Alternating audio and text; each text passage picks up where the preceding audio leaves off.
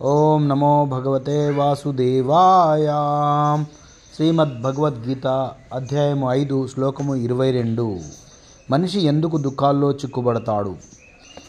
ఏ హి సంస్పర్శజా భోగా దుఃఖయోనయాః ఏవతే అద్యంతవంతః కౌంతేయా నతేషు రమతే బుధా.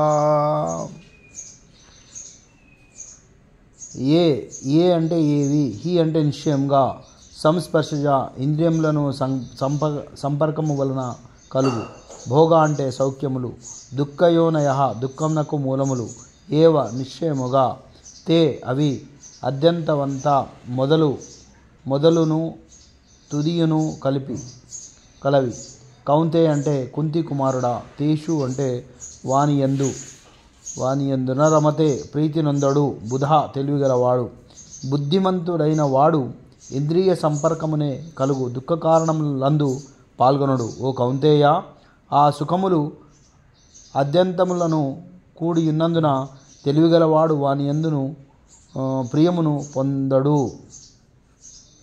భాష్యము. భౌతిక సుఖములు ఇంద్రియ సంపర్కముచే కలుగుచుండును, కానీ దేహమే అశాశ్వతం గనక అట్టి భౌతిక సుఖములన్నీ తాత్కాలికములై ఉన్నవి.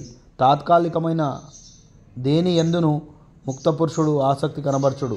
దివ్యమైన ఆధ్యాత్మిక ఆనంద రుచిని తెలిసిన ముక్తపురుషుడు ఎట్లు ఆభాస సుఖమును అనుభవింప అంగీకరించును. ఈ విషయంను గూర్చి పద్మపురాణం నందు ఇట్లు తెలుపబడింది. రమంతే యోగినో యంతే సత్యనందే చిదాత్మని ఇతి రమాపదేనాసౌ పరం బ్రహ్మాభిధీయతే. యోగులైన వారు పరతత్వమునందు రమించుచు అనంతముగా దివ్యానందమును అనుభవింతురు కనుకనే పరతత్వమును రాముడనియు తెలియబడును.